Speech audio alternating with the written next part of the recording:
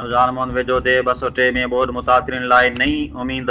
35 ख़ानदाननि लाइ पका घर बुनियादी सहूलियतुनि सां गॾु तामीर। रिपोर्ट करे रहियो आहे गुलाब ख़ासकेरी। रमज़ान मोहन वेझो यूनियन काउंसिल मीर ख़ुदाबख़्श जी ते 203 में ॿोॾि मुतासिरीन लाइ नई ज़िंदगी जी शुरूआत कई वई आहे। समाजी इदारनि FRDP ऐं ड्रोप ऑफ मर्सी जे सहकार सां 35 घरनि ते मुश्तमिल जदीद रिहायशी स्कीम ते तेज़ी सां कमु जारी, जंहिंमें पका घर, kitchen, washroom, solar system, street लाइटूं, पकियूं गलियूं, मस्जिद ऐं स्कूल शामिल आहिनि।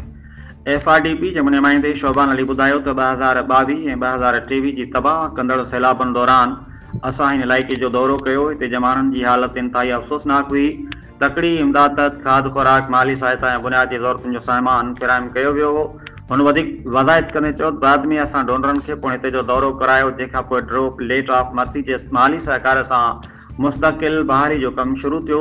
हर घर 2 कमरनि, किचन ऐं वॉशरूम ते मुश्तमिल आहे ऐं ज़िंदगी जी ज़रूरी सहूलियतूं बि मुहैया कयूं पियूं वञनि। हीउ मनसूबो न सिर्फ़ मुतासिर माण्हुनि लाइ नई उमीद जो ॾीओ बणिजी रहियो आहे, पर इलाइक़े जे समाजी ऐं मुआशी बहाली ॾांहुं बि हिकु अहम क़दम आहे। Gulab Khaskheli, Tanujan Mohammad, social media center, Sindh. हम जो है वो हमने विलेज ऑफ होप दिया है, मतलब उम्मीदों का गांव।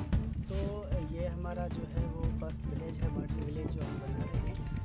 ये एक दूर दराज इलाका है और बैकवर्ड एरिया है। यहाँ पे इतनी रीच नहीं है और सराउंडिंग में कोई स्कूल नहीं है, कोई हॉस्पिटल नहीं है। तो इसके लिए यहाँ इन लोगों को बड़ी तकलीफ थी। इनके बच्चे जो है वो पढ़ने नहीं जाते थे। तो अभी स्कूल भी है और मस्जिद भी है, दीनी तालीम भी उनको मिलेगी। ये सब चीज़ें हमने सोच कर जो है इस गांव को जो है एक शेप दिया है, इसको जो है वो फ्रेम किया है। इंशाल्लाह अब कोशिश है कि हम इनको जल्द से जल्द पूरा कर सकें।